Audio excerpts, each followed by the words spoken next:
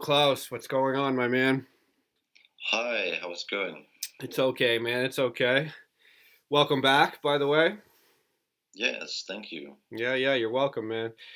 So yeah, we had to get together here today just to talk a little bit, you know, about just what's going on in society and how it just feels like sometimes we just want to fucking just abandon society and just fucking leave it onto its own devices, man, and escape to the mother nature or something, you know? Yes, I'm kind of on my way out now, so Mm-hmm. Yeah, I thought I'd share some of my thoughts before I do that. And totally. So I will get rid of this laptop and so on. yeah, So, exactly, and that's maybe, why so it's urgent. yeah. So yeah, man. So why don't you just kind of walk us through like just your kind of basic sort of feeling that's begun to like I guess push you. Is it kind of pushing you away from the modern society? Would you say? Well, I think there's a variety of factors. I think just on a physical level, I think. The more spiritually awakened you get, the Mm, more sensitive you get to everything. I agree with that. Yeah. And right now, I feel like I really can't stand all the cars and Mm, chemicals and signals and so on. And mm. now I'm seeing these 5G towers. I think there's one like outside my window here actually. I've And I heard. feel that's just gonna be too much. I Mm, don't want anything to do with that. So mm. Yeah, yeah, and it is true though. Like the more kind of enlightened, I guess that you become, and the more aware, the more spiritually awakened you become. Like, it's almost like the more in conflict you become with our kind of modern society and these things like 5G towers and fucking cars with their toxic gas coming out the back. These are just like symptoms of this much deeper issue that is at play with society. We're so lost as a fucking species, yeah, and I think these things are also quite convenient and useful, but Mm, I think on a psychological level, you really see how just people are not really as they should be. I think mm, that's a good way to put it. I think it's very obvious. Like I don't wanna pretend I'm much better than everyone else Right. and so on. But you see all these overweight Mm-hmm. people Mm-hmm. and Mm-hmm. like just how they look and Mm-hmm. how they talk Mm-hmm. and Mm-hmm. everyone's just looking at their Yep. phones and Yep. no one's really in tune with anything real. I think and just social media and all this garbage. It's, Yeah. Yeah, man, totally. I mean, I totally agree. And the weird thing is that, it's like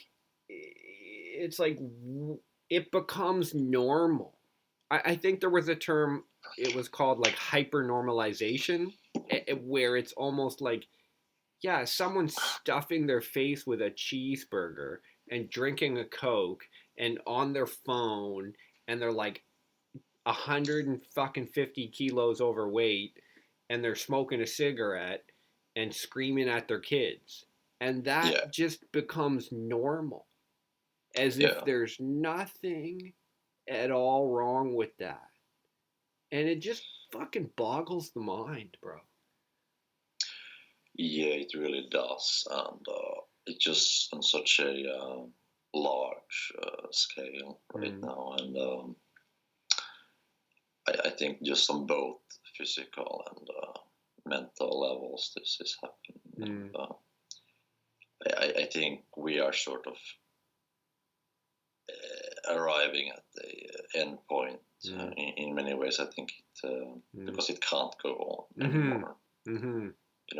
Eventually it will have consequences. So of course everyone tries to hide that and pretend that it's okay and blame everything on someone else, like politicians or whatever. But I think we are really just seeing an end point. We are seeing a new era quite soon.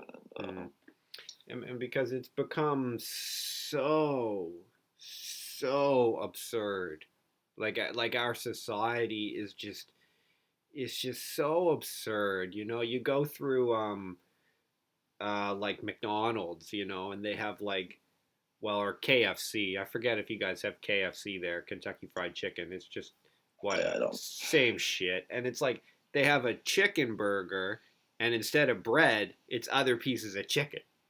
It's like just so fucking stupid.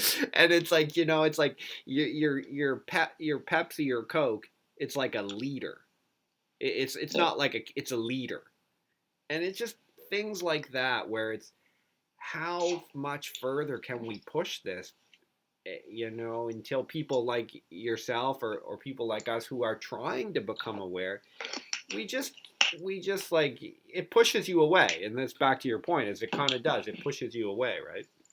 Yeah, and things that I have tried to sort of redeem society in many ways, through science and administration, because I have studied climate change and all that for many years, and I just give up on that, honestly. I think it's just another way of denying how we are a part of the problem. Like, basically people want to study these subjects so that they can just continue their middle class lifestyle, while pretending that they are actually on the correct side. But you still drive your car and drink all your coffee and stuff. And I was in the Netherlands a while ago, and it's like this top university and climate change stuff, and like just the school cafeteria, which is there, like you just, like, every meal you eat from these one-time plastic bowls and plastic utensils there. Yeah, they just throw it away. Yeah. And this is like top climate change university. And all the fucking hippies are there, and pretending that they are heroes because they are studying there. And I think this is just another form of denial. I think not as extreme as complete denial of climate change, of course, but I think it's a masking in many ways. And I think Swedes in particular are very good at this sort of masking. Yeah, they are. Yeah, we've talked about Sweden a little bit before, but yeah, absolutely. And this school there, you're right. And what they're doing really is they're just kind of like the marketing. They're the marketing department of the fucking, political industrial complex anyway. The sort of university climate change sort of classes and degrees are really just there so that these giant sort of like global corporations, not in some conspiracy way, but they just are kind of extracting the resources anyway. They just kind of filter a little bit of money off into these universities so that it looks like they care. That's kind of your point, right? Yeah, and I mean, I think in universities there still are, mostly good people. I think, like, lots of teachers are very critical of the industries and so on. But I still feel like the whole system of the universities, like you you really just go there because you want a like safe middle class job. Like you're not really gonna save the world by doing that. And I just think the whole academic system is so outdated at this point. It's so slow, and things are happening very quickly right now, exponentially quickly in the world. And the true knowledge of how the world works really goes completely beyond this traditional so-called rational thought which we have in academia. And I think like there are good things about academia, but I feel like it has sort of played out its role. I think it's just outdated at this point. I think it's gonna disappear. It's very. I think you can learn much more on just like internet forums or something. Yeah, I know, and it's crazy. It's almost unfortunate that it seems to be that way, because I like the idea of university. I think it's a great idea, and I love the idea of learning. I love the idea of committing yourself to improvement. I really do, but from what I can see, yeah, the university systems really are deeply, deeply entrenched and connected with the political systems, even the banking systems. The way that they just give out these debts to students, they draw people into the banking systems. I guess that's more in the U.S. I mean, that's a whole. Oh, okay. That's a whole other rabbit hole. Right. I guess that's horrible. Right. I'm still very grateful for the right. Okay. Right. European systems, which are free. I mean, you basically get paid to go to university here. So right. So it's a little different, but I'm sure they, I'm sure there's other ways that it kind of, that's kind of a sort of topic on its own, the universities and stuff. But yeah, anyway, so the climate change, man. So you're just kind of looking at all this stuff, and you're just like, man, like, you're almost frustrated, would you say, or you're almost. Yeah, I mean, I think on many levels you realize that you can't actually change the world in any way. You can't actually really do so much, but you can change yourself. You can change your own lifestyle and so on. I think that's what I'm getting at. I think what's happening right now is completely beyond our control. Like you have some people here in Sweden, university students, whatever. But like, even if every single person in Sweden was like perfectly environmentally conscious, so vegan, so on, still only 10 million people on we have almost 8 billion at this point, approaching 8 billion, and that's completely beyond our control. And it's just really delusional, and I think arrogant actually to suppose that we could change that. On the higher philosophical level as well, like really the universe is just the Tao. It's just this flow of things, and you can't ever change that. Right. Right. It is. I mean, it is. Right. I mean, there is this like universal kind of spirit, this like the Tao, sort of this universal way of things. That is true, and that's where all the power and all the strength and all the innovation and the value comes from. And like, and you're also right with like that is all you can really do as a person is try to align yourself with that principle more fully. And as a side effect of that, it does kind of breed that type of environment where other people begin to align more fully with that too.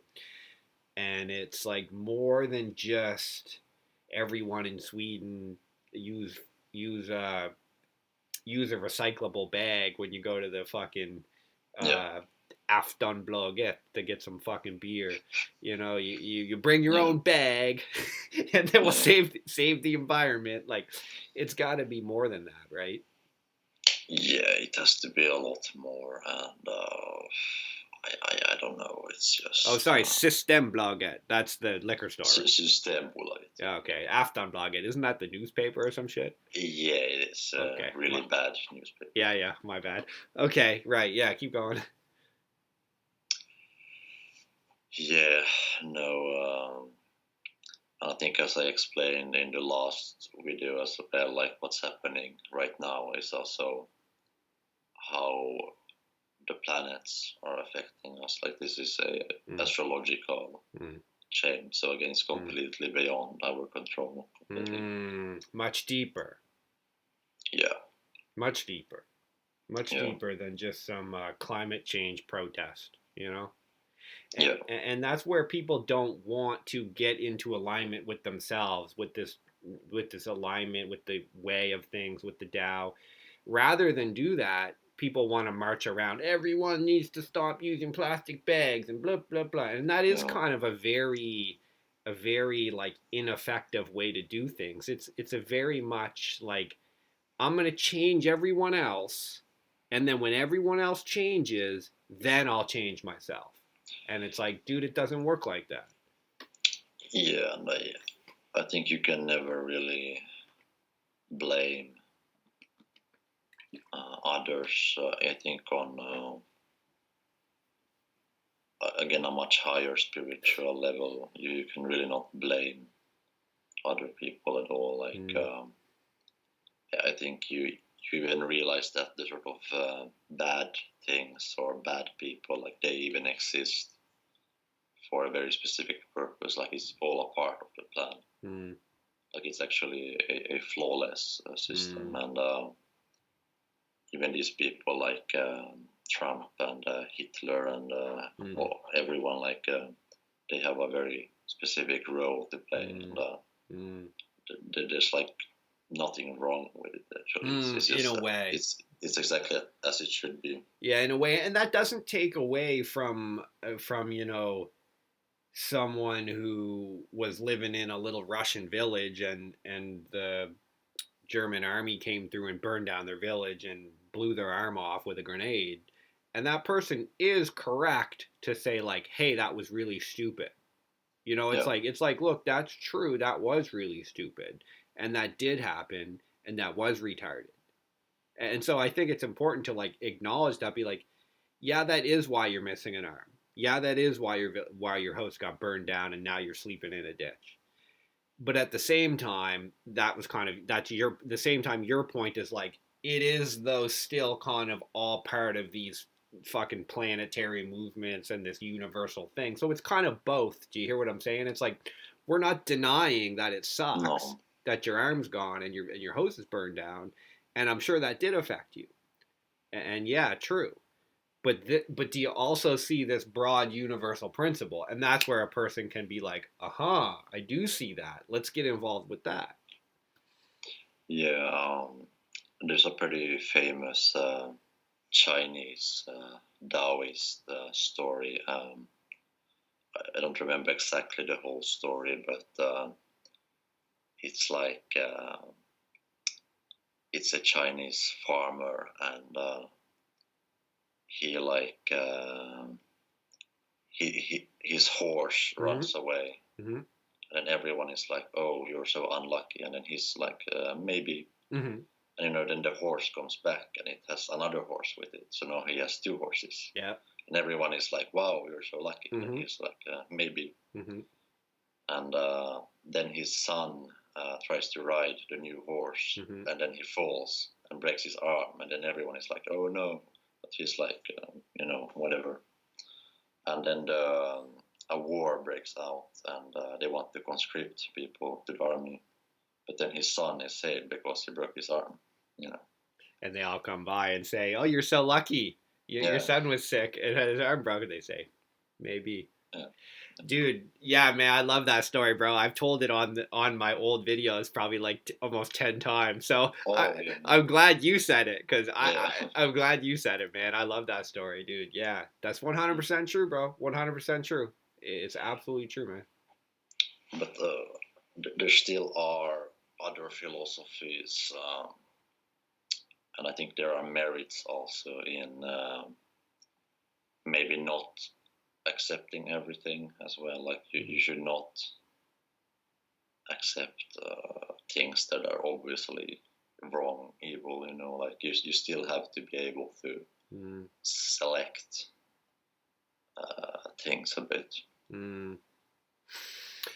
Yeah, yeah, and you're right. Like there is this. It's not just like, oh, I'm a leaf in the wind, and it's like, oh, it's okay, I'll get blown over here. It's okay, I'll get blown over here. And because there is this thing where it's like, no, like, that's stupid. Like just it's like people get carried away, like the emperor has no clothes, that story. Like, and then it's like takes someone to be like, dude, this is dumb. You're not wearing any clothes. They're lying to you. And you have to be able to say that, and it's like, and when you're able to like say that, you are in the way again. You are in the universal alignment because that is like God speaking through you. It's just, I got one really quick story about that. I think this came from Napoleon Hill, the book Think and Grow Rich. I don't know if you ever read it, but it's a classic book, kind of like a self-development book. There's a story of this on this cotton farm in the American South, and a young little slave girl comes up to the porch of the master's house, and the master is up there. The slave owner master of the cotton farm is up there, and the little slave girl says, "I need $1." And the master's like, "What? This little slave girl came up to me and wants $1? Is she crazy?" And his like assistant is about to like smack her down with the stick, and the slave master's like, "Just wait 1 second, like little girl, like how did you just come? Why did you just come up here and just like tell me directly like I need $1?" And she's like, "Because I need $1 right now, or my mom's gonna die from this disease." And they like slave master and his assistant like start laughing, and they're like, "Ha ha ha!" And she's just like, "Give me $1 now, because if my mom dies, you're gonna have to buy a new slave, and that costs $2." And then they both think about it, and he's just like, uh okay, here's $1. And so there's this certain thing that's like, yo, when you're right, you're right. And like when you're in alignment, like you're in alignment, and like that power just overrides things. So that little girl was able to get that $1. So yeah, I don't know where I was going with that, but yeah, man. Yeah, and I don't know if you're familiar with the three vinegar tasters. No. It's a pretty famous painting motif, again in Asian philosophy. Mm-hmm. So you have these three wise men. This could be the same three wise men as in the Bible, potentially. Mm-hmm. There might be an overlap there, which is interesting. But and they are tasting vinegar, and basically it's supposed to be Confucius, Buddha, and Lao Tzu. Mm-hmm. And then Confucius says that the vinegar is bitter, and we should like make it better. We should make it more sweet. And then Buddha says that it's also very bitter, but that it's like life is supposed to be suffering, basically. So there's no point in changing it. Just suffer with the bad vinegar. And then you have Lao Tzu, who's the Taoist, and he says that it's perfect the way it is. It's really good vinegar. Yeah, no, it's true. It's fine. Like You know, it's like, of course it's bitter. Of course Yeah. of course it's fucking bitter and sour and tastes bad. What did you expect? You know, Yeah. it's vinegar. Like I'm in the sun and I'm getting burned. Yeah. Like why complain? Why? It's like the more you embrace that, the better. It's like being in the freezing cold, and you're just like, it's good, man. It's stimulus, right? It's stimulus. It's like it's driving me deeper into awareness. Perfect. Yeah. But I guess I could even see merit in like all three. Like they all have like they are all sort of correct in their own way. Like maybe you have to sort of if the vinegar was so bad that it would be unhealthy, then you would Confucius would then be Right. correct. Right, because you can imagine Lao Tzu sitting there drinking this like poison. Oh, it's fine. Yeah. It's fine, guys. It tastes terrible. It's Yeah. fine. It's like no, there is also a reason why. There's a reason why like feces is repulsive because it's going to make you sick, man. So yeah, that's an interesting story. Actually, I actually haven't heard that before, but that is a there is a lot to that. And what did Buddha say again? What was Buddha saying?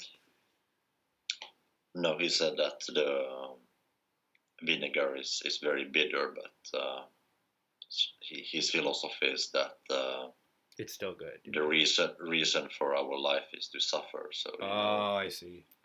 Um, So all things are right in the world. Yeah, yeah. That's good, man. Yeah, there's a. Buddha doesn't really think that all things are right in the world. That's more Lao Tzu, but Buddha is more like we are here to sort of suffer, or this world is suffering, and we have to sort of escape to nirvana. Oh, I see. Oh, okay. Okay. And then it's again this sort of question of the kingdom of heaven or the kingdom of earth. And again, in Chinese philosophy, also in Tai Chi, which I practice, you have this duality of heaven and earth. And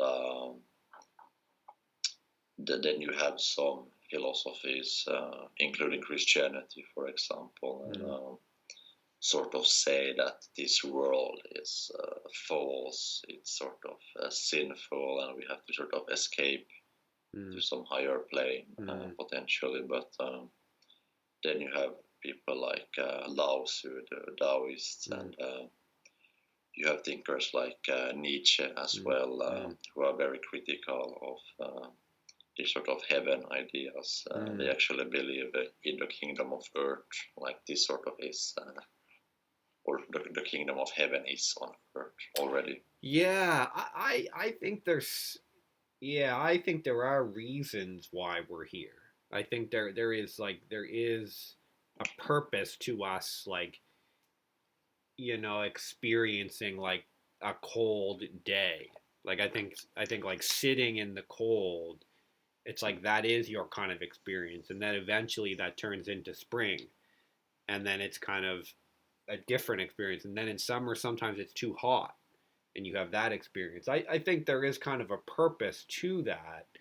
And I think part of it is that we're supposed to get more in alignment with some of these like broad principles kind of that we're speaking about here.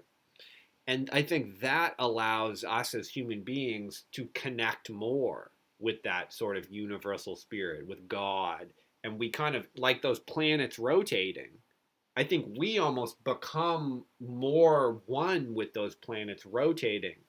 Rather, I believe what is happening in our current society is we're getting caught and fixated on patterns of behavior and patterns of thought and patterns of like material that are quite far out of alignment with those broad patterns. Now they're not wrong or evil necessarily, but like smoking crack, Pepsi, Coca-Cola, watching the mainstream media, fucking Twitter, getting angry, all these patterns which our Yeah. society like enables and encourages, these things are just taking us out. Like we're not able to be sensitive to, as you spoke about with astrology, these planetary movements, which who knows, maybe our ancestors had some inclination to that. They could feel within themselves, perhaps even over generations, that these planetary movements were shifting, and they saw value in paying attention to that. Whereas our society now, we just ignore that. We think it's nothing. And science, fucking science, just drills that in even deeper. There's no scientific evidence to prove any of that. Blah blah blah. Take a pill and shut Yeah, up. yeah. And da, da, da. And so sometimes I think like that, And so of course we're sick. Of course we're ill. Of course the planet's Mm. breaking down. Of course there's mass shootings and fucking drug addiction, because we're investing in these types of behaviors that are not congruent with the universe at large. I believe that's kind of how I see it. Yeah. So I have sort of finalized my astrological studies at this point as well. I feel like I think I could present my conclusions here. Please. So the astrology is something that has existed in the old spiritual societies in shamanism and Egypt and Maya people, obviously. They had quite advanced astrological knowledge. And I have sort of looked at all of these different systems of astrology and sort of put them together. And I think it all makes sense. So what's happening right now, many people maybe know about the shift to the age of Aquarius.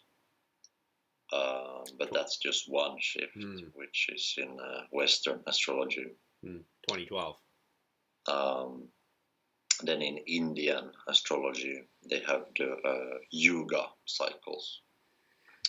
So I could show these. I could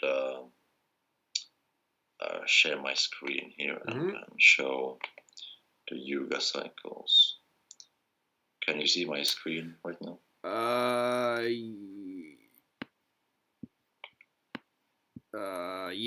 Yeah, I can, yeah. Yeah. So these are the Hindu Yuga Cycles. Okay. And this is a much bigger cycle of about 24,000 years. And it's split into 4 different yugas. And we can see that we have actually been in the Kali Yuga the past 2,000 years or so, 2,400 years. And the Kali Yuga is basically the apocalypse. It's the dark ages. And it's the material ages. So we have literally been in the fucking dark ages. Yeah. And that's why things are so fucked up. And what's happening now, beginning of 1900s, we have started going into Dvapara Yuga, which is a sort of bronze age. And it's described as an energy age. So we are starting to understand that the world is not material, but it's energy. Right. And I guess we can see this sort of in science, and we can see this in New Age yoga, all that. And the psychedelic renaissance that's beginning to happen. Yeah. So that's what's happening right now. We are going into this Bronze Age from the Dark Ages. And I suppose then this model also shows that we have a mental age, which is the silver age, and then a spiritual age, which is the golden age. Mm-hmm. So I guess in a way this is like Plato's cave, like the highest reality is spiritual, and then the sort of mental reality is a reflection of that. Then energy is a reflection of that, and then material reality is just a reflection of energy. And perhaps in the psychedelic experience, you are kind of gaining access to some of those higher sort of spiritual ages in a way, you know? Yes, for sure. And that perhaps as we move into those other ages, you may not even need hardly psychedelics in order to access some of those. It might be easier to get to them naturally through a little meditation, you know? Yeah, for sure. And I think I know why this cycle happens. Why does this specific cycle happen? And you have the Dogon tribe in Africa. They are quite special shamanic tribe, and they have this theory that our sun, our solar system, also has a rotation, which depends on Sirius, the star Sirius, which is the brightest star. And that they have this binary relationship like this.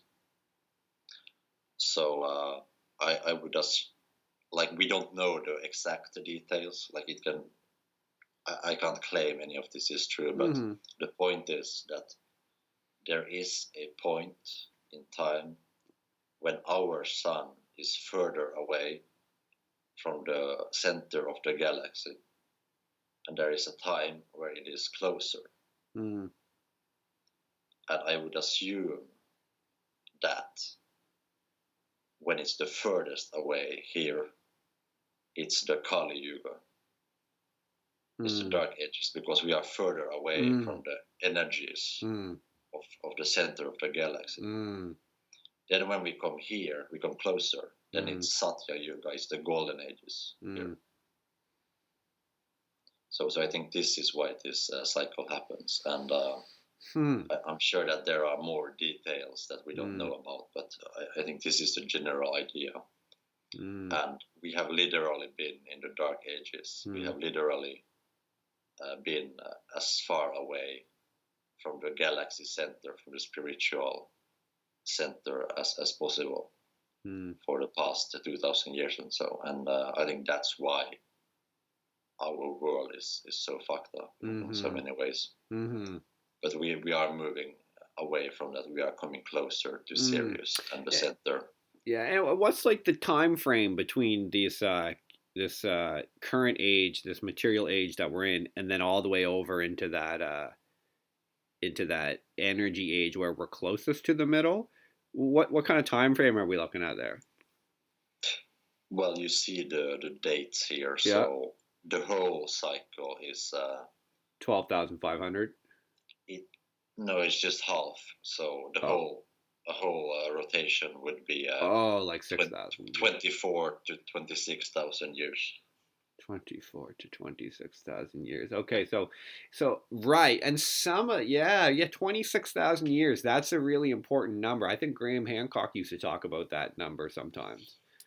Yeah, I think there's a lot more to it, and we can maybe see that some of these ancient civilizations, like perhaps Atlantis and so on, like they were actually civilizations that existed in the Satya Yuga, the golden ages here. Exactly. And then they fell to ruin.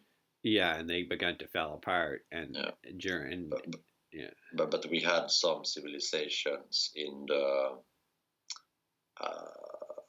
so we would have the pyramids would have been built here, right, sometime in the previous Silver Age. Yeah.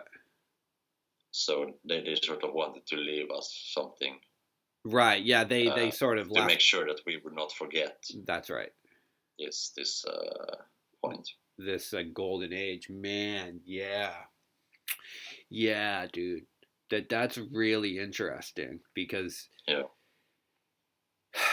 yeah, and it's so strange, man, that our current this current age that we're in, this material age, dude, and it's funny too because as it's shifting, as we're exiting this age, it's quite there's quite a lot of friction. Yeah, Yeah. for sure. And I think I also talked about the great conjunctions last talk we did. It's the Jupiter Saturnus Yeah, conjunction. So perhaps. Yeah. so there's also a shift in those from a Earth age to a air age. Okay, right. Yeah, I remember some of that. Yeah. Yeah, Huh. and it's happening 21st December this year. Okay, yeah, right. I do remember That that shift date. is Yeah. happening. So we have Age of Aquarius, we have Great Conjunctions, we have this shift as well. So there's a lot of different shifts that are all sort of happening at the same time. So it's really huge. Then even another astrological theory is from the Maya people. So you can see that their pyramids have this 9-based system. And it's there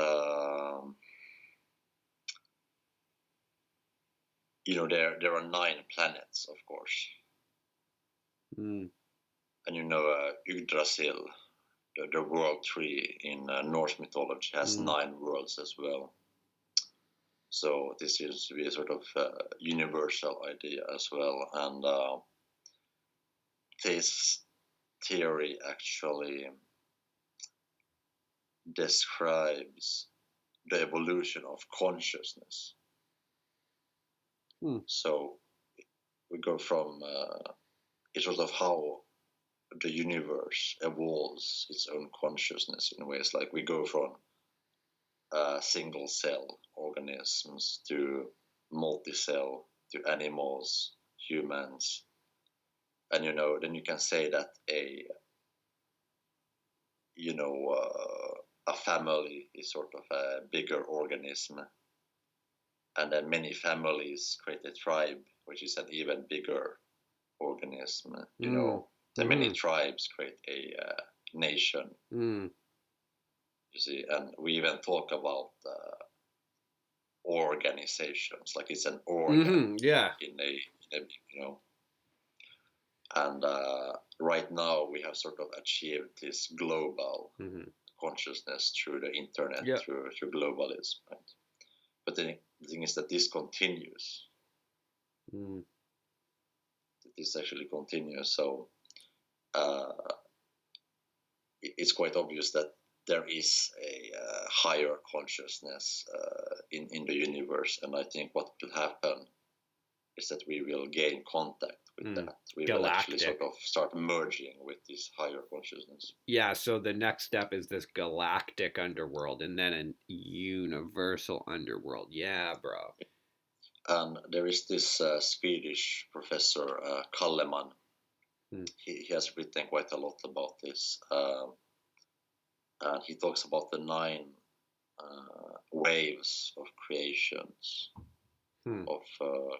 So he studied the Maya calendar, and according to them, it seems that there are these sort of creation waves that happen. They come from the center of the universe or something.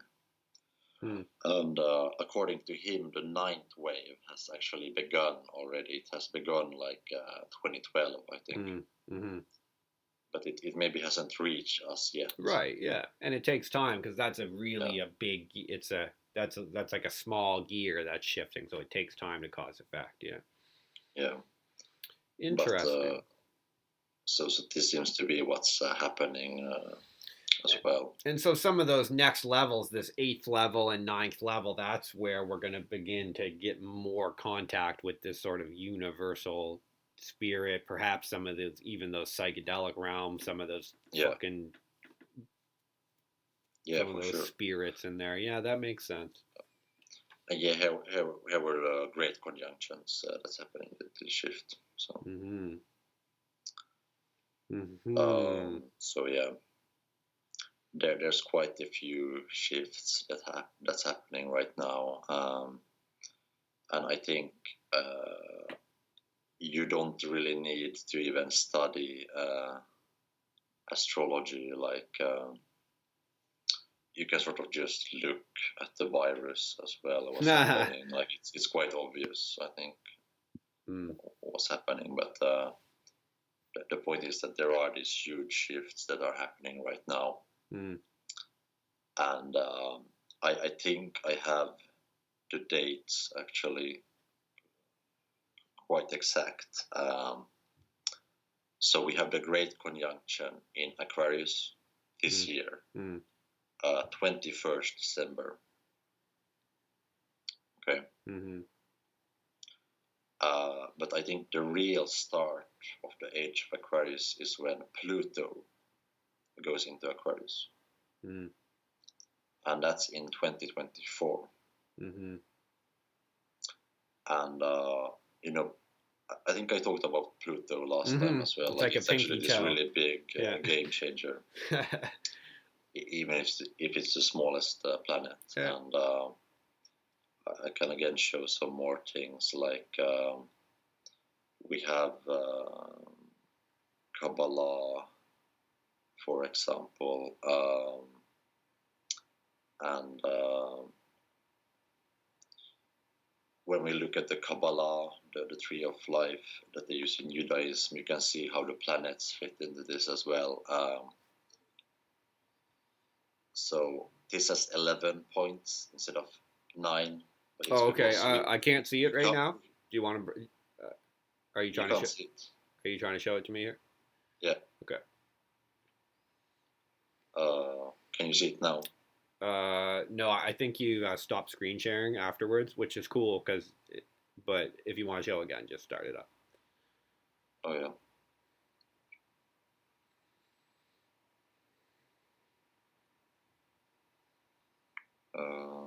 So. Yeah. Yes. So. Here's the Kabbalah. Yeah, I remember that. So we have 11 points instead of 9 because we have the sun and the moon as well. So they are technically not planets, but we still use them in astrology. So, but here you can also see how Pluto is sort of the top of the tree. So this is really why Pluto changes everything else. And Pluto is the outermost planet. So when these sort of signals or energy or whatever comes to our solar system, it has to pass through Pluto first because it's the outermost planet. And then it sort of goes through all the other planets in this order until it comes down to us. And then how this happens depends on their positions. So you can sort of think of it as a camera lens, like the way the lens is configured will change the whole image. Right. So yeah. And so is the energy coming from like the middle of those two circles that you had there? You figure that is like the other one with the two interlocking circles. You figure like this sort of change is coming from the center of that? Well, we don't know. It's I think it's a bit useless to try to know exactly, but it's either from Sirius, it's from the center, or it's from the center of the galaxy, which is maybe this way. Hmm. Oh, okay. I see. So this is just our planet and stuff over there. Yeah. Oh no, that's our sun. That's our That's sun. our sun. Oh, okay. That's our sun. So do we move? Does our planet like where are we in relation to that?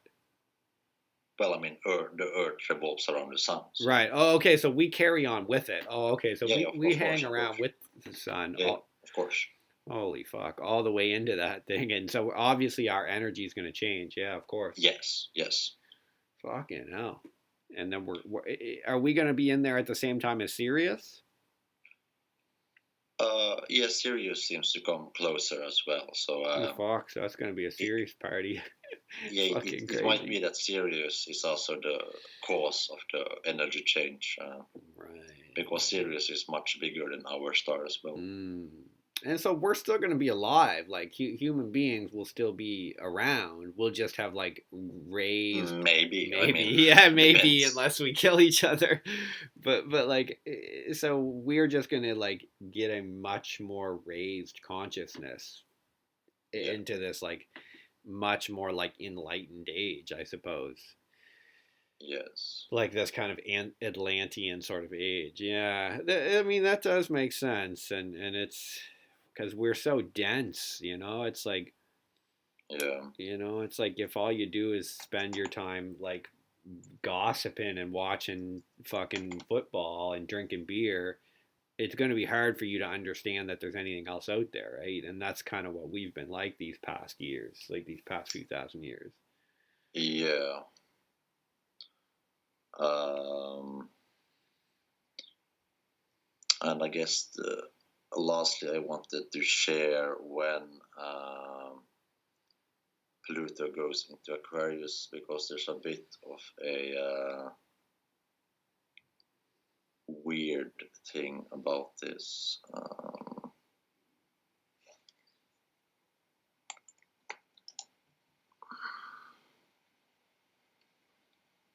Um, let's see. I don't remember where I put this.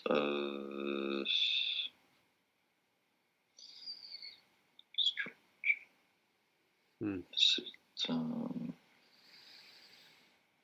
Yeah, you got a good collection in there. yes, yes.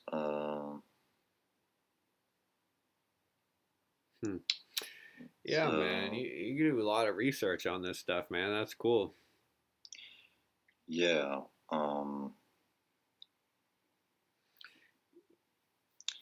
I But you hadn't really this is all just more a hobby for you, right? Like I mean, this is just stuff you kind of just yeah, learned over time.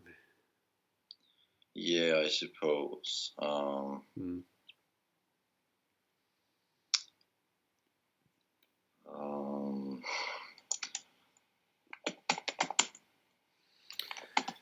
Yeah, you definitely made some progress on it. Yeah, I mean, you gotta yeah, be no, I have read a lot, but I feel like I'm sort of at the end point in many ways. hmm. And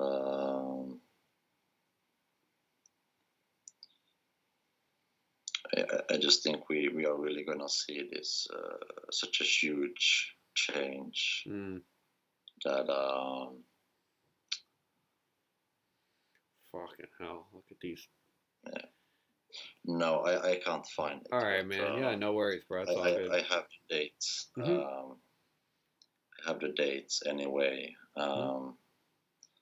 So Pluto enters Aquarius fully for 20 years. 19th November 2024. 2024. Yeah, Ha! 19th of November.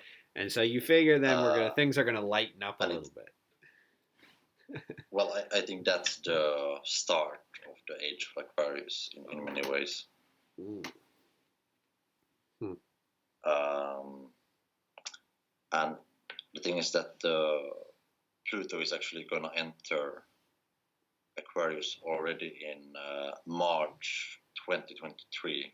But it's going to go back to Capricorn. Then it's going to go back to Aquarius, then back to Capricorn again. So it's going to shift like that. I think that's going to be a transition period.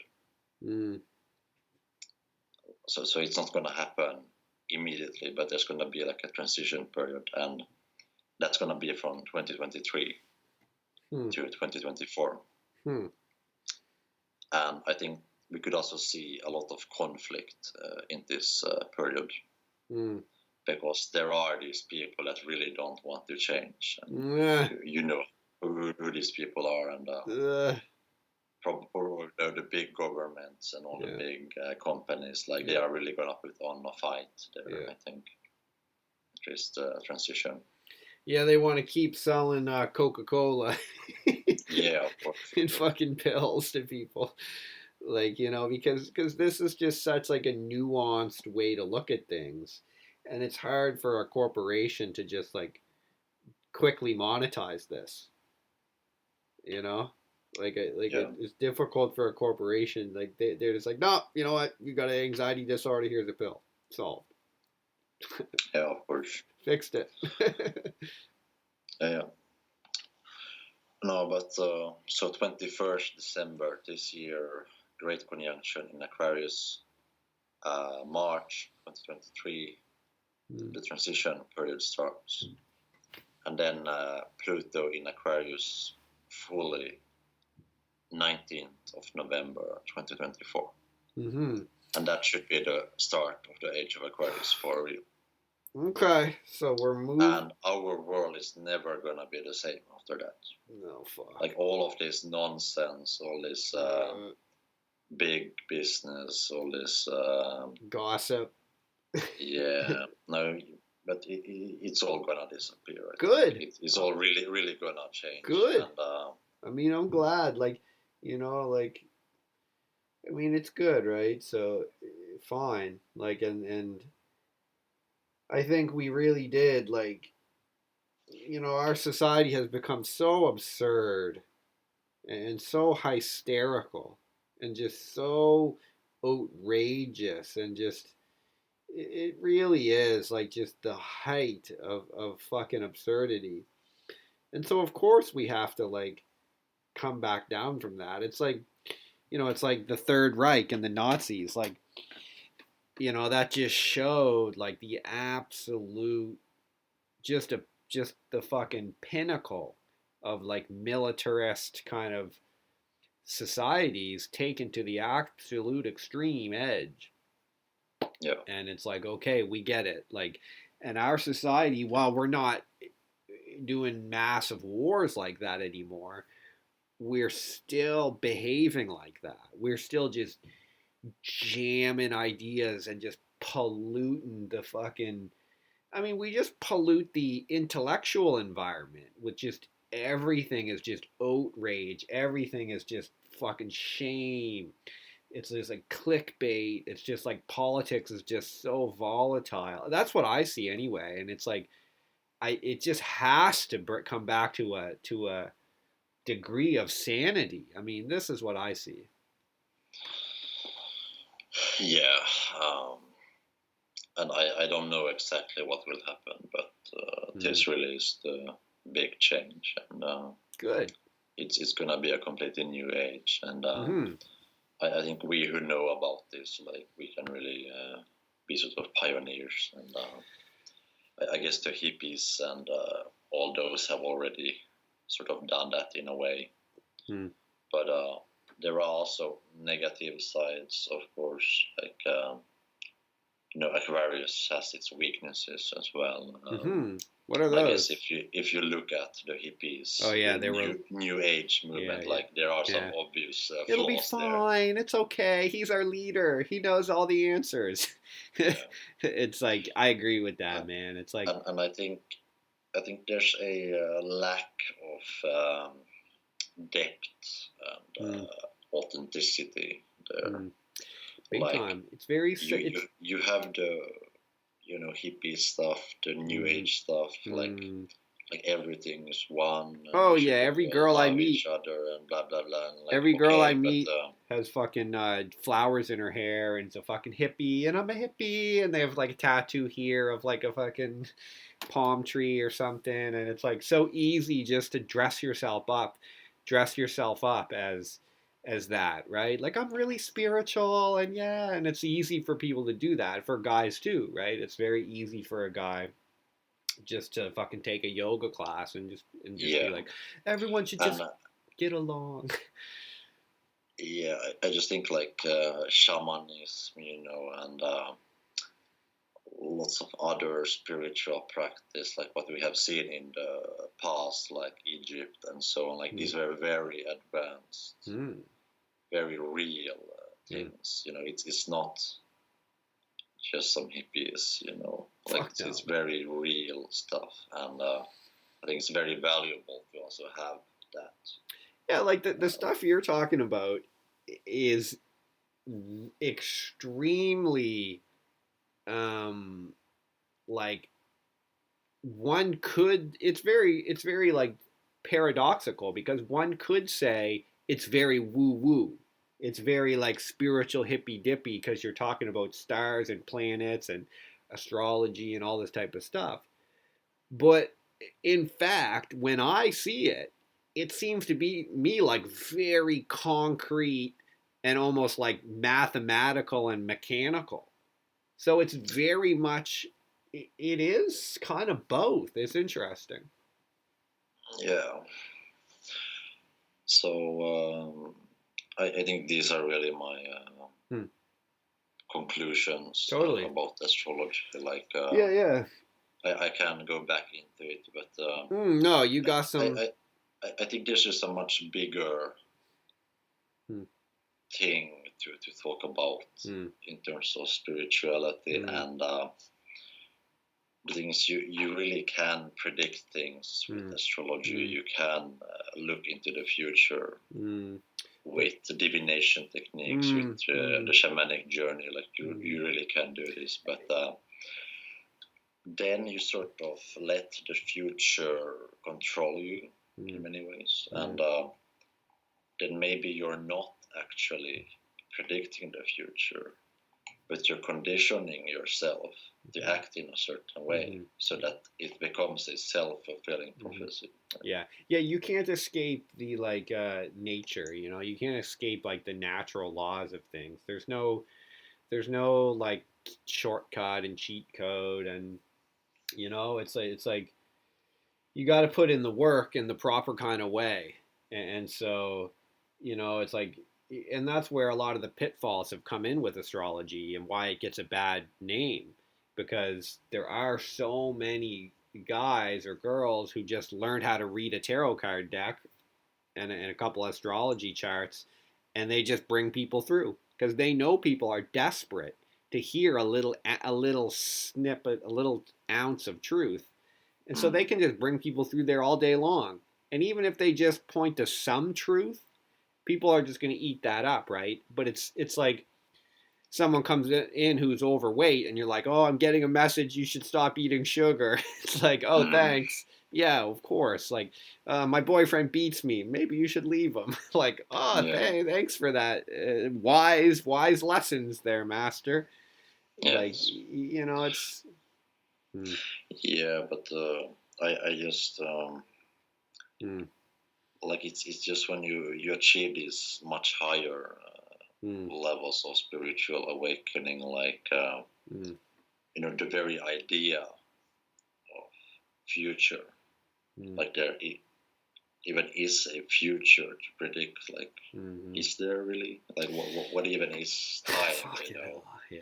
Oh, okay. Like that. So it really goes. It goes into beyond even these conceptions. And because even time is not what it seems, and even with the ayahuasca and stuff, like sometimes things happen before they even happen. You understand this? It's like sometimes the ayahuasca begins to actually happen somehow before you even take part in the ceremony. It's quite strange. So as hard as that is to believe, there is truth to that.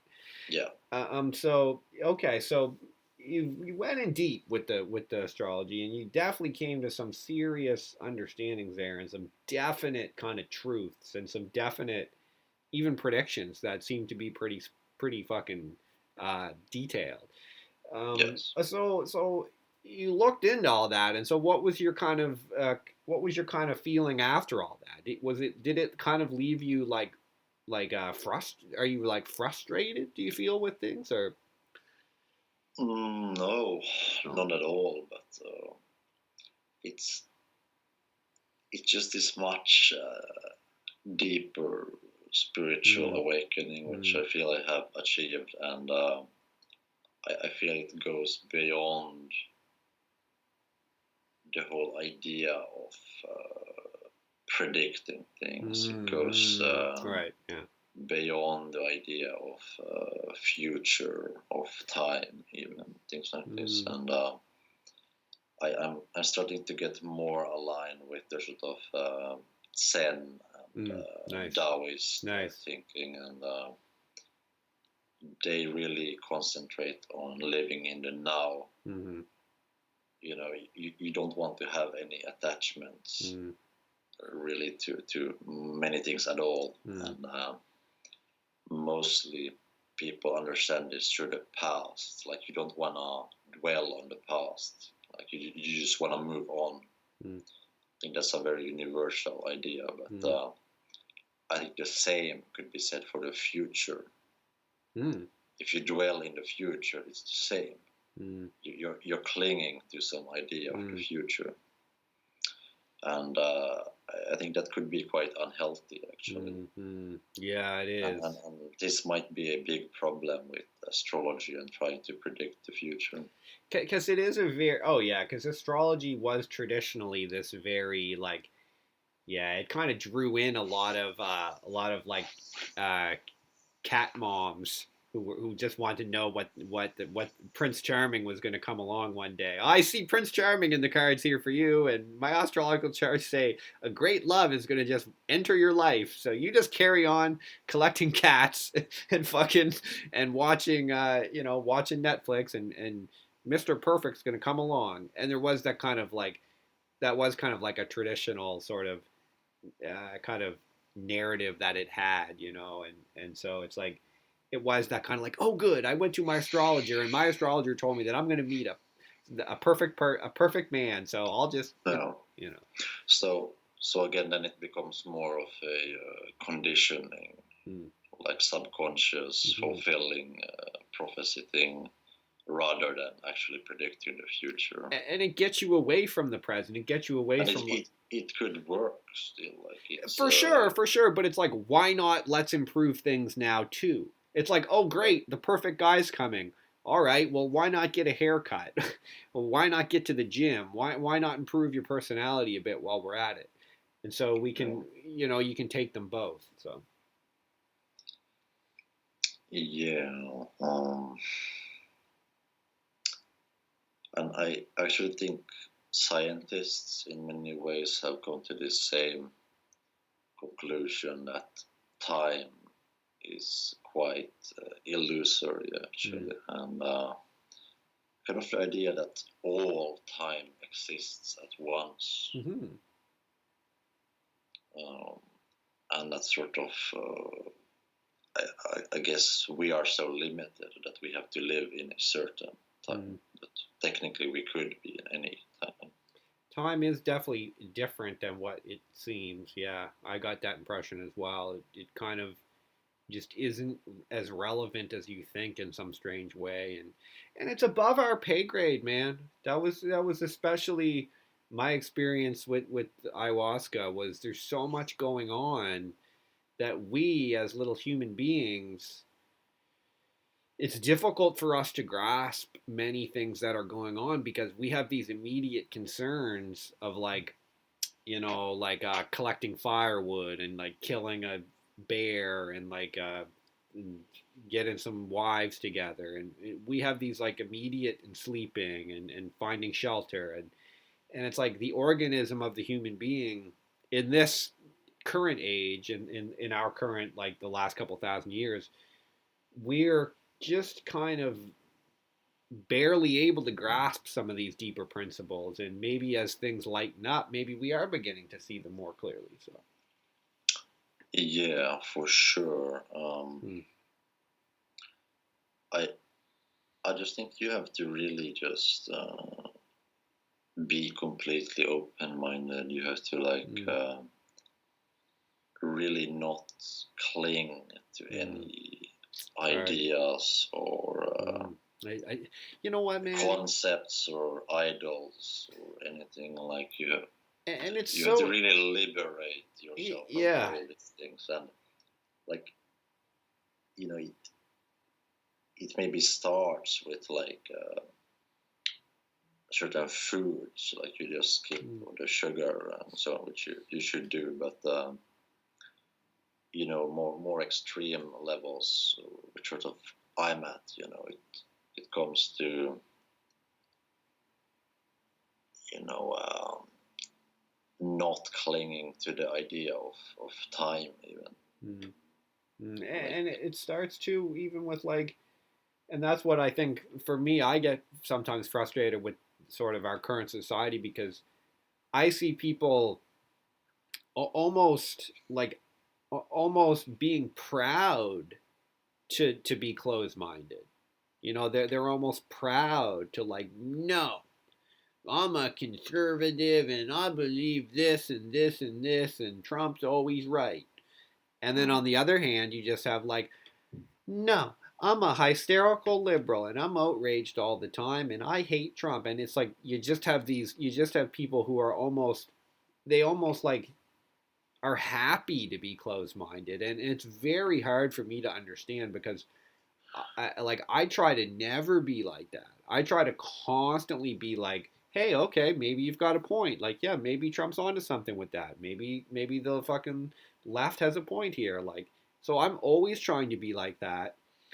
And I think what gets to me is I see our culture, our society as we almost don't even value that type of thinking at all, and we just reward the opposite. It's quite fucking unnerving at times. Yeah, of course, and I think it's just you can't change that. You can't change these people really. Like this is just how it is. So I think the best way is to just distance oneself from that and just sort of live your own life. Yeah, you gotta try. And I think by even talking about it or even acting upon these people, you're sort of giving power to them. I agree with that, and that's why I'm not ever. I never go to social media and be like, "Hey, fuck you" about that. I just never do it. I don't want to get in any arguments with people. I don't want to be a part of it. I'm not if someone brings up politics, it's just I don't want to be involved in it, because I agree it doesn't help anything, and you're just giving that more attention, and so I agree with that. So you're getting to the point where you're feeling like you might just have to take a little break from the sort of modern society. That's kind of where you're getting? Yeah, I feel like I don't really, I can't really stand it anymore. I think it's so obviously wrong. And, I explained there are many other factors, like all the physical things that I'm sensitive to. And, they're putting these 5G towers everywhere, and yeah. I don't know about 5G. Maybe it's okay, but well, just think about the signals. Let's just think about sunlight or something. And sort of how powerful it is. Really, what sort of power it has. Just sunlight. Okay. Yeah, there's something. Sunlight still gets. Yeah, there's something to it. There's something to 5G. It's probably not good for us. It's probably not great for us to have that stuff blasting through our fucking brains at all times. No, so sunlight still gets blocked by physical matter like wood or certainly concrete. But this 5G, all these waves, they go through concrete. They come from some satellite to some tower, and they go through all the buildings in an entire city, just through all the glass and concrete and everything. Well, you know what? And they certainly go through us. Oh yeah, and it's like, yo, you know what? Our bodies. You're right, Klaus. There's too much 5G. In fact, we'll just beam it right into your brain. How about that? We got a brand new satellite, and we can just download shit right into your brain. That'll be the next thing. But maybe that's good. Maybe that's the solution. I don't know. Yeah, that's what they want. Maybe that's Age of Aquarius. Perhaps, or that's just a way for them to just fucking mainline. We'll just put CNN right into your brain. Don't worry about it. Yeah. And a new car commercial. Why not? And when you really understand how everything is vibration, frequency. Yeah, for sure. Then think about how this would affect your frequency.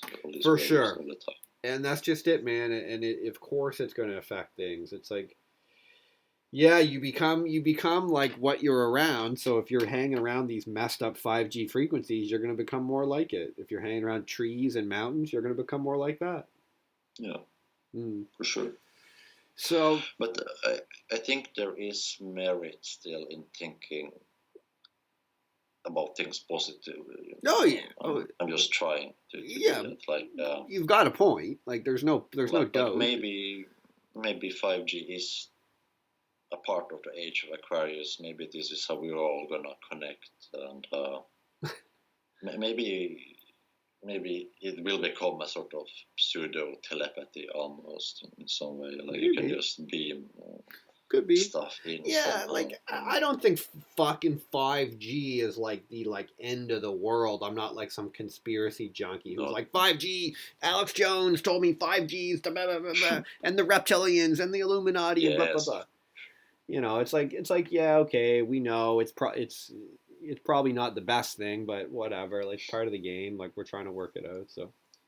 Yeah, and I still want to sort of critique my own way of thinking and my lifestyle right now with the same idea. Like there is this possibility that I'm really going against the spirit of Aquarius. And I think what Aquarius does is that he eliminates the physical dimension in many ways. So you see now with the internet, like us do, you see the physical distance between us is eliminated. That's right. So all the hassle, all the energy and everything that would require us to meet is now eliminated. And same for all the viewers. So it's much more effective. Right. So this actually fits with how we are becoming less physical and more like energy beings or something. You see? Yeah, but there's also, it's like manifesting the different energy patterns that are within us anyway. So say you and I are here and we're able to connect in like a cool, like positive, productive way. And the people watching this are able to receive that like cool, productive energy, which is great. But then you've got a whole other group of people who are right now on Twitter screaming at each other about what kind of like racial fucking offenses they said to each other. And that's another kind of energy that exists. So I still think we have to like fundamentally correct like the inner alignments within each of us anyway. It's like, I think it was Solzhenitsyn, who was it in the Gulag Archipelago, where he said, it would be good if we could cordon off the bad people so that it wouldn't pollute everyone else. But in fact, the line between good and evil runs within each man. Yeah. right? So it's like we have to actually correct that, and that's the difficult thing for people. Yeah, for sure. And I just think another interesting, like just this idea of Aquarius eliminating the physical dimension, like again now with the virus, which is a part of the transitioning into Age of Aquarius, we are like people can work from home, people can actually do a lot from home. So again, the physical dimension is eliminated, and I see this with a lot of media as well. So, for example, we have something like violence, war, so on. And there actually are many good things about them, like just in terms of aesthetics, for example. You know, it's quite beautiful in some way. It's quite entertaining. You know, even like I think as we talked about Nazi Germany, like very aesthetically. Oh yeah, masters of like organization and parades and those uniforms. Hugo Boss's SS, black SS uniforms, all that stuff was. And I have really learned that aesthetics is actually one of the highest expressions in the universe because it's a universal language. Yeah, man. Yeah, aesthetics. It's one of the strongest things. Yeah. Again, this is how the higher entities, the gods that you meet, this is how they express themselves through aesthetics. Yeah. But the thing is, you know, with this sort of war aesthetic, so on, I think the consequences are, you know, you can't really justify that. Right. It's like this is it'd be, yeah, and that's the thing, right? It's like, you know, it's like, and that's the thing, like people just, it just looks good to just like get a giant military. It just looks good to have all kind of AR-15s loaded and a bunch of guys marching and tanks and fucking an F-14 Tomcat jet flying off an aircraft carrier, dropping bombs on stuff. Like it's like, yeah, fuck yeah, go America, kick ass. Like it looks cool, but it's like it almost looks too cool because you're not counting the cost to it. It's like you don't know what the back end of that is. It's like you'd be better off to not look cool and not have some village burning down. Yeah, but the thing is now with Aquarius, with the internet, with computers, you can experience these things without the consequences through media. See? And even with like historical footage.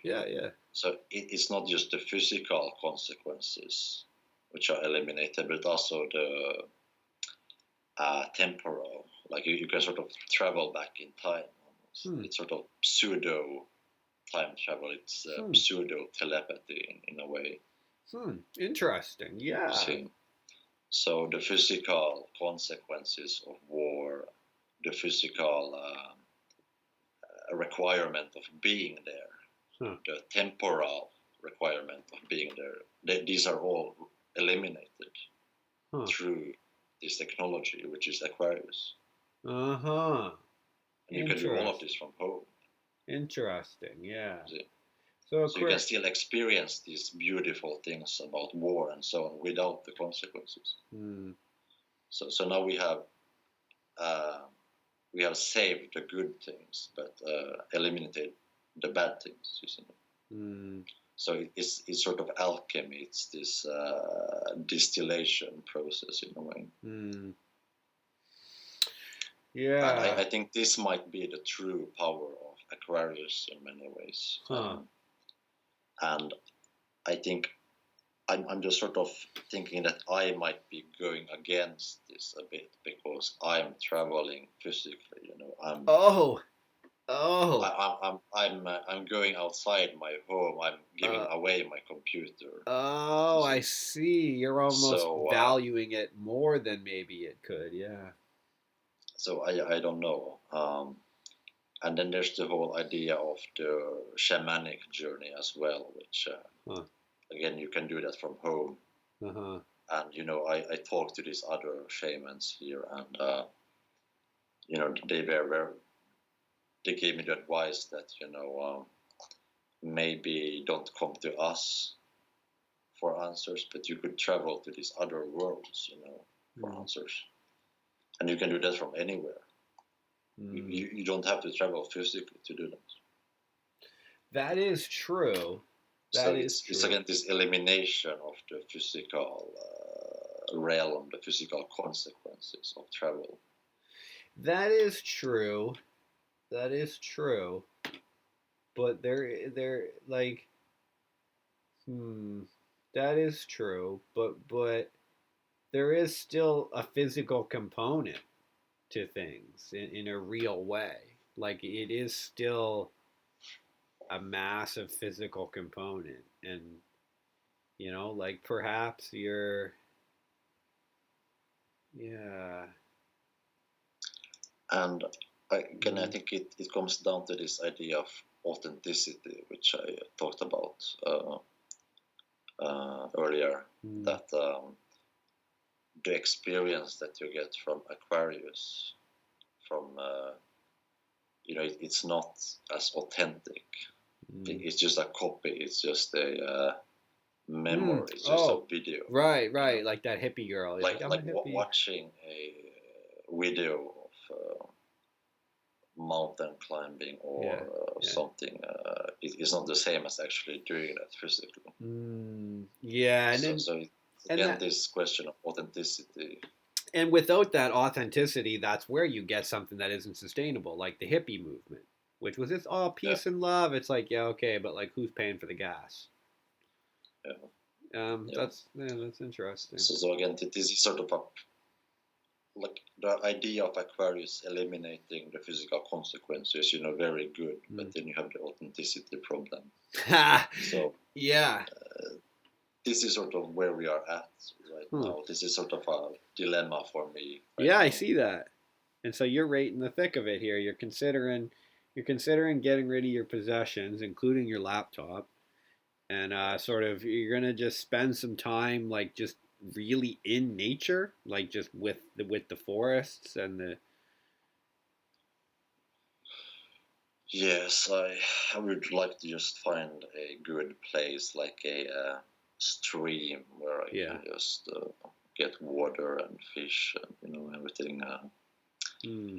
This is really good book, very very good. It's called Dersu Ursula, um, and it's actually a real story. I can show it. You should really read this. It's very very good. Dursa Usala. Was he a Yeah. Russian guy or what? So this guy is written by this guy Arsenev, and he was a Russian officer Huh? who had this mission to make maps of these obscure parts of Russia. Uh huh. And he then met this guy Dersu, who is this like Asian hunter, and like it's very fascinating how this hunter he just lives completely in tune with nature. Huh. He has almost no possessions and stuff, and I think it's very interesting how Dersu sort of explains that everything is free. Like people pay for stuff like water and warmth and so on in cities, but it's actually free in nature. Uh It's huh. all free. Wow. So I really like this one, and actually Akira Kurosawa made a movie about it as well. Uh huh.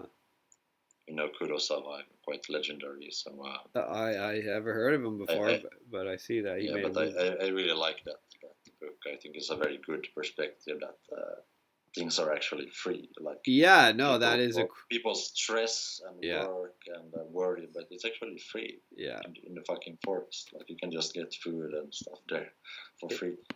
Yeah, like if. Yeah. Huh. Okay. So you're thinking a little bit. No, I like that. That is smart, and I mean, is that? And I have a tent, Yeah, yeah, yeah. There's no rent on the tent. Is that the now? It's in Sweden. You must have to get a fucking permit for it and ask the government if that's okay. No, Sweden is very open. There's this law. It's called the all man's law. It means you can basically tent, make fire anywhere, even on private land. No way. Yeah. That's cool. It's very, very open. It is the other Nordic countries have this as well. It's quite unique, and it's one of the best things actually about these countries. That's awesome.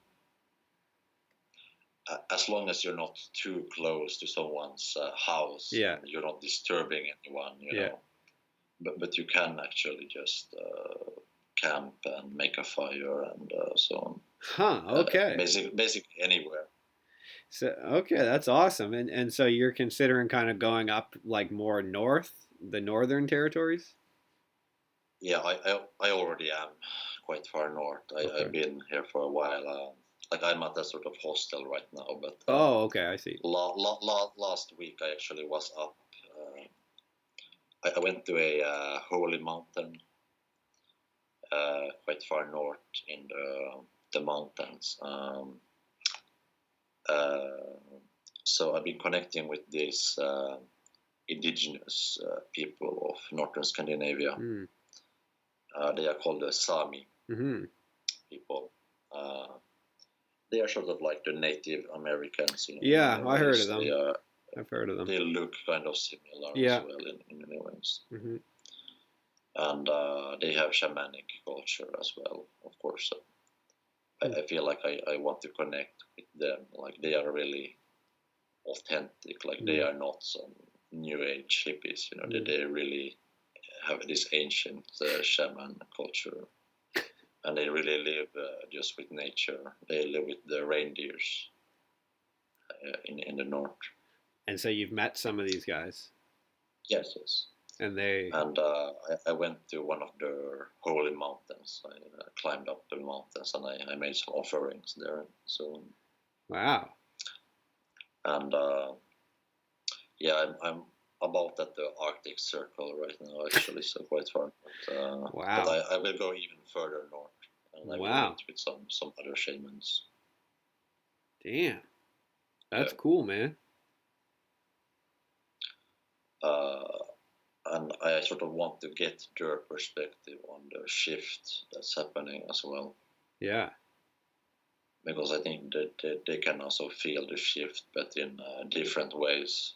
Mm. I think if I can combine their perspective with my sort of more modern perspective with astrology and so on, I could get some really interesting answers, I think. Mm. Yeah, man.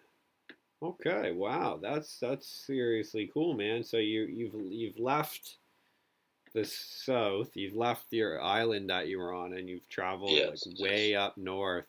And they've got like hostels up there, do they? Or yeah, I'm in one right now, so it's like but I'm getting out here quite soon. I just want to get rid of my things like my laptop and so on. So. But you're gonna keep the tent and the backpack. Yeah, I have a tent. I have everything I own is in my backpack. What about that's a really good, very mind opening experience, because you really get to realize like what things you even own and what it's worth. Yeah. Just the idea of carrying it, you're actually carrying the load with you, and I realized I have way too much stuff. Yeah. Oh yeah. It's way too heavy. Right? Yeah. So I just want less. I think that's just the answer to our modern crisis, is that we need less things. We don't need more. We don't need 5G. We don't need more cars, bigger cars, faster cars. We need less stuff. Much less stuff. Wow. Wow, that's just cool, man. That's a cool journey that you're on right now. Yeah, dude. It's a bit cold. And I mean, I have a friend who did this in New Zealand. He went to the Maori people there. And, that's maybe much nicer, maybe much easier. When it's really fucking cold here and snow everywhere, it's a bit more difficult. But it's possible still, for sure. And what will it get like in the summer there? Will it be kind of warm or? Oh, summer it's a bit warmer. I mean, it's about 0 degrees right now. So. Yeah. Okay. Wow. All right. So you're pretty much you're gonna pretty much do it. You're already up there. You got the tent and. Yeah. Yeah, you're just gonna carry on and meet some of the Sami people and see what you can learn from them. Yeah. I love it, man. That is. I can maybe live with them for a while as well. Yeah. And what do they live in? Like, do they have houses or what do they? Well, they are nomadic people, so they have huts as well. I guess some of them are more modern, maybe have some villages and so on, but mostly sort of kind of like Mongols who have huts and they travel around. That's fucking awesome. And do they speak Swedish or what do they?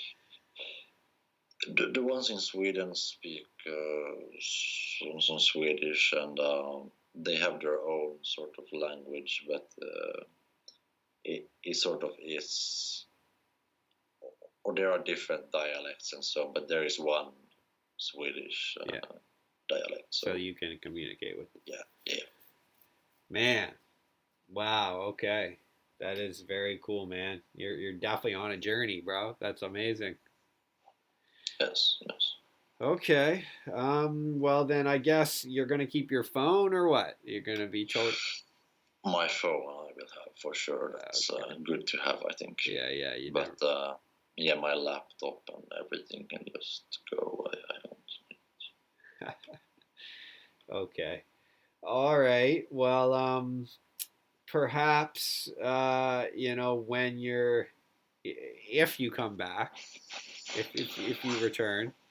Yeah, I think I will for sure at some time. Maybe when it depends what's gonna happen for sure. Yeah, man. All right, dude. Well, maybe maybe we'll keep in touch here a little bit when you're up there and just see how things are going, and when you're eventually come back into society, maybe we can. I'm sure that people are going to be interested to hear what type of developments you've come up with, man. I am for sure interested to hear about this journey, bro. This is amazing. Yeah, I mean, I will come back at some point for sure and share my experiences. So, yeah. Awesome, man. Okay, dude, man. Well, this is really cool, dude. Thank you for sharing some of your lessons and some of your journey. And dude, I look forward to hearing some more, man. When you feel like coming back. Yeah. I guess I sort of understand the more Zen, Taoist people who sort of just go out in the woods and just live in some hut. Man. I think I used to be more critical of that, but I sort of understand it more. Yeah, man. Me too. Me too. It's like I think you're not missing anything by being in that no, high. no. You ain't missing anything, bro. And I feel I have sort of read enough at this point. I feel like I have watched enough movies. I think when you like it sort of becomes predictable at one point because you sort of understand that it's all the archetypes, it's all the you know how the Tao works, it's yin yang, you know. And when you see that, you can sort of see it anywhere. Yeah. Oh Like yeah. you don't need to read a book or watch a movie. You can just see this everywhere all the time. In fact, sometimes it cheapens it Yeah, it cheapens the real value. You don't actually need more. yeah. Yeah, dude. Well, that's cool, man. Yeah, that is cool. Okay, well, yeah, dude. I'll let you maybe check your backpack out there, your tent, or whatever you need to do to kind of get prepared, and wish you well on your journey, and look forward to hearing about it, man. When you feel like coming back on. Yes, thank you, and I wish you the best of luck as well. Thank you, man. I guess you're doing okay. Doing what I can do, man. Yeah, I've got this book of verses actually that is loosely based on the Tao Te Ching, uh, Oh, and it's done. So it will be printed. I'm getting it printed. oh, Yeah, oh! So yeah, you wrote it? yeah, You've yep, been writing? yeah. Cool. It's like 81 verses. You know, basically like the Tao. They're like loosely Mm. based on the Tao. Um, and it's just kind of my own interpretation of them along with sort of all the other lessons that I've learned and just putting it all together, just the stuff we're talking about, sort of short verses, and I wrote that over the course of maybe 2 years, I guess. And because I'm really into journaling. I don't know if you journal much. Do you write things down? Just my dreams. Oh, dreams. Okay, that's a good place to start. Yeah. So I've been interested in journaling. So I journal regularly, like almost every day. I just write stuff down, look back on it, and over time it sort of turned into these verses. And a friend of mine who's also published a book, he's a university, he was a professor of mine at university. He encouraged me to like, no man, print that off. So I've been talking with just a local printer. So anyway, I think it's going to get print. It is going to get printed into a little booklet. So yeah, I can like when you get back, I can send you a copy or something, and you can. Yeah, yeah, I would love to read it. That sounds very cool, and I think the Tao Te Ching is probably the maybe the best Yeah, thing ever written, possibly. I think it's it's definitely, yeah, one of them, man. It's very very cool. Yeah. and again this idea that it's very simple. You Mm. know, it's not some 1,000 page or something like the Bible. You know, which is so complex and dense. Like it's very simple, but Very. very deep. So Yeah, oh yeah, and you can read them over and over again at different points in your life and come back to them, and there's always something there, and there's many translations and yeah, interpretations of it, and it's just you know you can always get something from it, and they're like it's a real like an art almost to learning it and to reading it. So I've always liked that. I've always liked the idea of like a short, simple kind of like to the point just kind of lesson, and then yeah. not anyone can access it, but it takes time for a person to like integrate it. So I like that. Mm. I think you would like the Zen koans as well. Oh, I've heard Uh, about that yeah, before. yeah, Yeah, those are kind of yeah. like what's the sound of a like if a tree falls in the woods, does it make a sound, like that kind of stuff? Yeah, they are a bit more tricky. Okay. Um, I guess for me, I'm a bit conflicted about like Zen versus Taoism Hmm. because really, you know, Zen is almost it's a Buddhist practice, but it's sort of a mix between Buddhism and Taoism. Because Buddhism came from India and Taoist is Chinese, so Zen was sort of some sort of mix in a way, but they are still quite different. I think that's a really interesting thing to delve into, possibly like read Taoist and Zen text and compare them. Yeah. I think I think Zen is maybe more. It's maybe more like focused on negation. It's more focused on. I think it's more of an ethical practice in many ways. I think Taoism is more a metaphysical practice. So yeah, there is definitely an element of like metaphysical kind of like unmanifested, manifested kind of element to Taoism. I agree with that. Yeah. I think Taoism maybe describes how the universe works and sort of that there is no separation between us and the universe.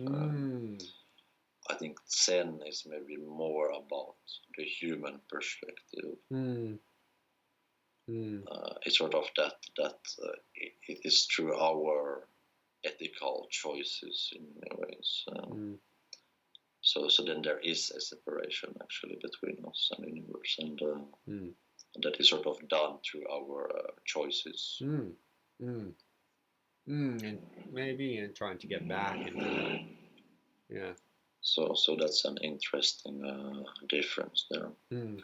Yeah. No, it's cool. I just kind of look at those things and whatever kind of speaks to me, whatever I feel like drawn to, I try to like incorporate it and process through it. And and I've been incredibly impressed by the German authors, then, like Jung and Nietzsche and Hess as well. And they have all written about Buddhism as well, for example. Right. And, they all have very different perspectives as well. I think it's very interesting too. I've heard so much about Nietzsche and Jung and these guys lately, and I do want to look into it more. So there are some really good thinkers out there, man, and it's like a blessing, to have them. So yes, for sure. I reread Zarathustra, and I think it was one of the big inspirations for me to do this journey as well. So. What is that again?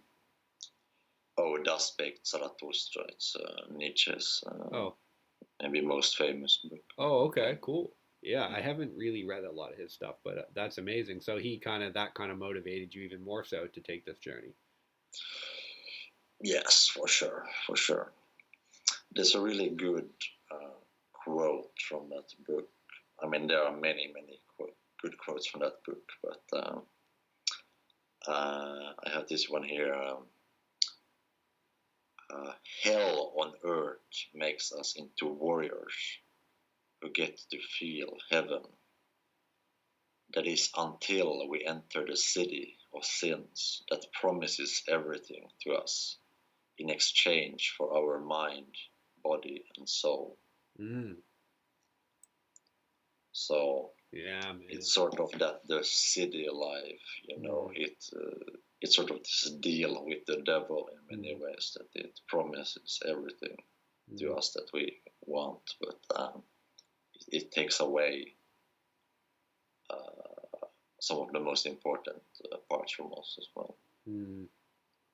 That is true, man. It does. And like you said with that Russian guy, like everything's free anyway if you know how to access it, right? Yeah. Yeah, man. Oh, that's cool, dude. Okay.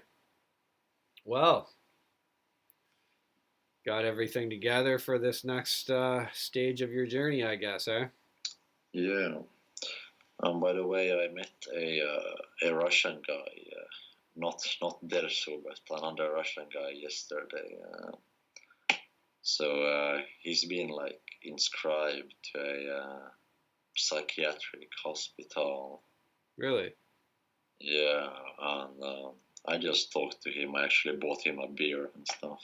Very fun guy, but like just the idea that if you're not like if you're critical of Swedish society, Yeah. if you're not if you don't want to participate, then you're basically mentally ill. Like you should get locked up, and fed all these sedatives and so. It's fucking insanity. Like that is insanity. Trying to do absolutely. It's like as soon as you don't follow the little rules that are, if you don't want to play by our little game, suddenly there's something wrong with you. It's like, oh yeah, the whole psychology industry is in my opinion, completely fucking a hopeless endeavor. They're totally they don't know much. Yeah, no. Then I feel another story. This was from 2 days ago. So there are these Romani beggars. Yeah, like gypsies. All over the place. Yeah. Here in Sweden. And I sort of can sympathize a bit, like, and at the highest spiritual level, I suppose that we all are beggars. Actually, we are all begging to the sun and the universe and the earth to give us things, that we need. So, but anyway. So this woman comes to me, a few days ago, and I give her some coins because I don't need them. So whatever. And then like the next day, she's there again, and then she wants me to buy her some food. Yep. And I'm like, okay, she has some kids, they are hungry. Okay, I'm gonna buy her some food. Okay. Then we go into the supermarket. And she picks some potatoes and stuff, and I can buy her some potatoes. And then she wants cappuccino. Yeah. She wants coffee whitener. Yeah. I don't even know what that is. What is coffee whitener? I never used it. And it's like, is that for your hungry kids? Yeah. Cappuccino, coffee. Yeah. Like, what the fuck? And it's, I don't know. It just makes me so frustrated. Like, even when you want to like help people, like it's still pointless. Yeah, like, it's just the same thing. Yeah. You can't. It's like that's part of her whole game is doing that. Yeah. It's like that's why she had the kids. I did buy her food, but like even after that, she was like, "Oh, I need money for gasoline. It's so cold." So she just wants more and more. Of course, just a leech, but man. It's like enough. it's not productive. It's like all this time like and effort. She complains that it's cold. Can you buy me a jacket? You're in northern Sweden. Yeah. Can you? I need a jacket. Can you buy me a jacket? Can you zipper it up for me too? Yeah. Oh, now my head's cold. Can you put the hood up for me, Klaus? Oh, and tie it for me. And by the way, Klaus, it just never ends, man. No, it doesn't. So it's really pointless. I think completely pointless to engage in this at all. And I just told her that if you're cold, maybe go to like Italy or something. There it's warm. Like you don't need money for gasoline. Problem solved. Oh and like I live in a tent. Yeah. I'm not cold. Yeah. I was in the mountains for a week in my tent. It was -degrees. I never even put on a fire. Just my sleeping bag is so good. I can just sleep here. Wow. the Roma. She was the Romani. She was just leeching off you for the spare change. Yeah, but I don't know. It's like I think those beggars are really good, like challenge Swedish society. Like Oh they yeah. sort of challenge people a bit I by could. being there, but they are sort of the same as the Swedes in the end. Like they just care about themselves. Like there's no nobility there in a way. There isn't, man. It's like I just don't want that around me. Like that's how I look at it. Like I don't want that type of energy around me. Like she knows what she's doing. She's playing a little game, and that's her organism. That's the type of organism she is. She's a fucking creature that behaves like that. And it's like all I'm saying is just like I just don't play that game. Like some people play that game, I don't. It's like some people like gambling. Some people like watching sports and gambling. That's fine. I don't play that game. No. And that's all it is with her. It's like, well, I can teach you some Swedish. How about that? Ingen pingen. Ingen pinga. No money. Yeah. No money. Just, yeah. And you know, there's a Swedish humanist uh, organization.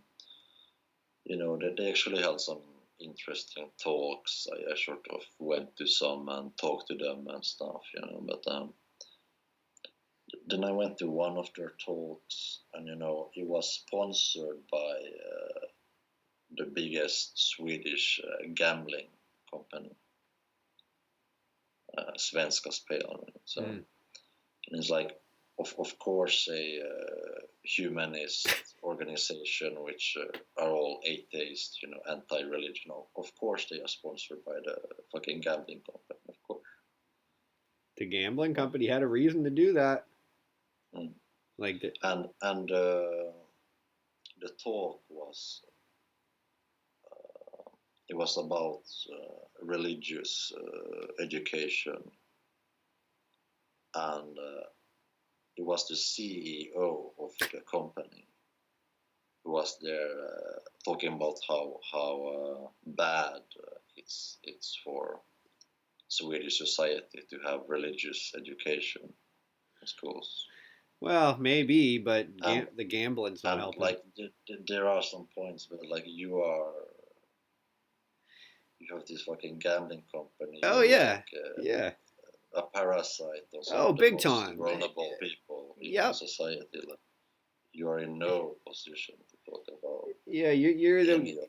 you're the company who built those like little extra rooms into a corner store. They have little extra rooms Yeah, in yeah, a yeah, corner yeah, store where you can yeah, go in and gamble. It's like yeah. it's a specific room just for gambling on horse racing or bullshit or whatever they're doing Yeah, in there. yeah. It's fucking stupid. And of course the guy who does that, of course he's against religion. Of Oh yeah. course he's like Swedish who wants to play some hero. Oh Of course. yeah. Religion's bad. Just let us keep gambling. It's like this is the kind of things that make you have some like sympathy for religion. I think religion's kind of making a comeback. I think the like hysterical ultra liberal fucking societies have just done such an appalling fucking atheistic ultra scientific societies have just done such a retarded appalling job that I think Yeah, actually yeah, they're making religion look not that bad. yeah, Like they really are. Like I sometimes I hear like I'll be talking to someone and they'll just mention like, oh, by the way, da da da, I'm a Christian and da da da, and I'm actually like, pretty cool person. Like maybe yeah. like I'm not really gonna get into Christianity, but yeah, it's not that bad. Mm. It's mostly new age, like paganism and occultism, and it's making Mm. a comeback, sort Mm. of. And I think that's good. I think that's more Mm. real than the big religions. And I think everyone's sort of spiritual path is always personal. It's completely personal. Like everyone has their own unique path, so it can never be quantified to a certain religion.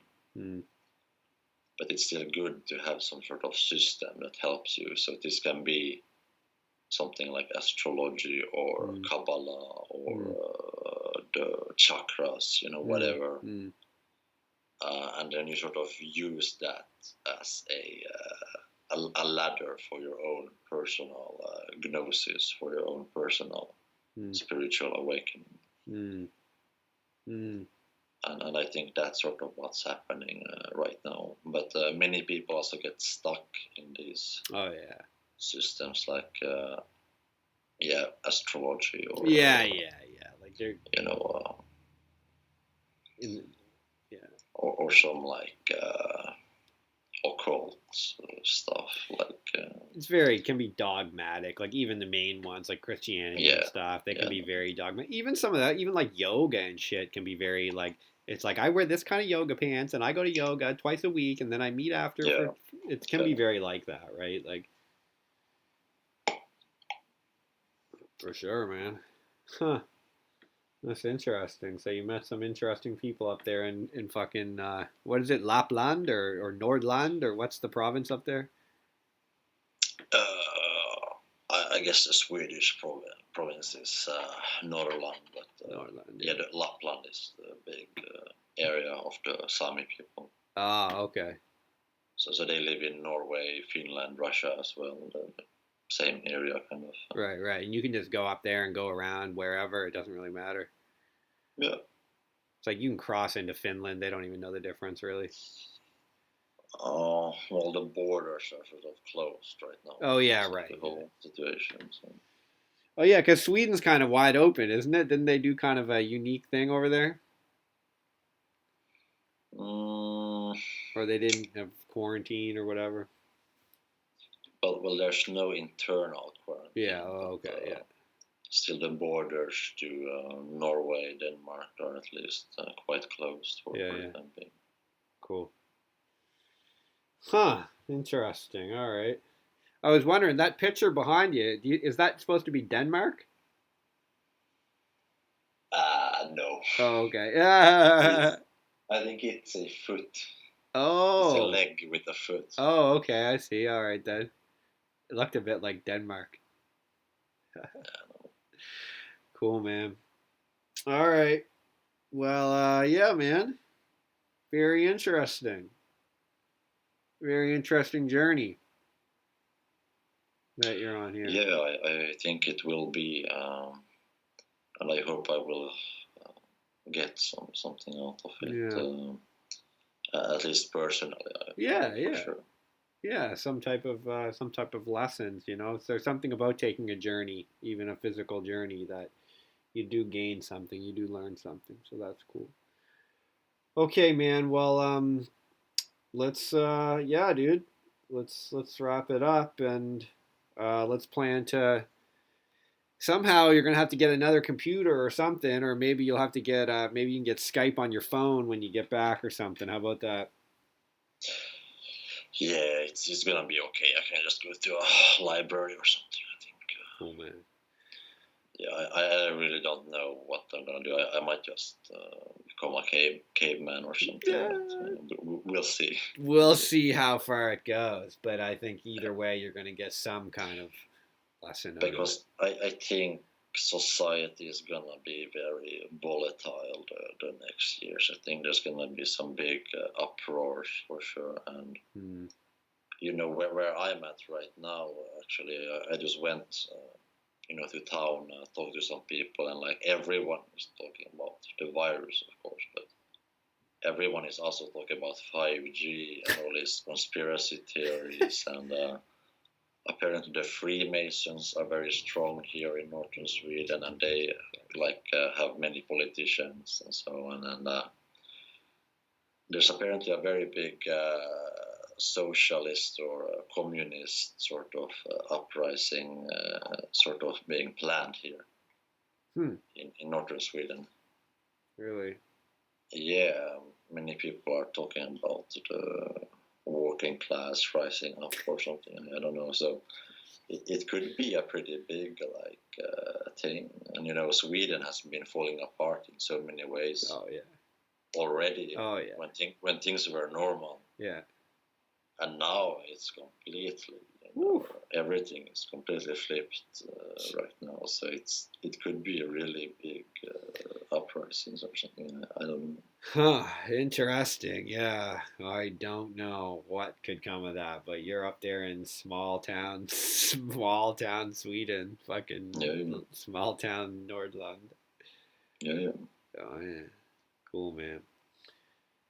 All right, bro. All right, man. Well, I'll let you go. I wish you well on this journey, dude, and I look forward to hearing some more about it when you're back. Yes. If I'm back, If I you get back, if you return to planet Earth, yes, I think you'll return in some form or another. yes, I might reincarnate here again. Ah, interesting. Okay. All right, man. Well, I look forward to hopefully talking to you in this life anyway.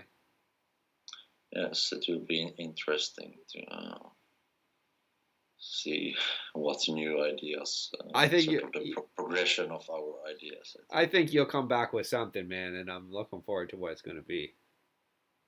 Yeah, for Cool, sure. cool, man. All right, my friend. Take care of yourself. All right. Yeah, thank you so much for having me, and best of luck to you, man. This is gonna be strange times ahead. Yeah, brother. Okay, man. Let's talk soon. All right. Yes. Okay. See you later, man. Yeah. See you, man.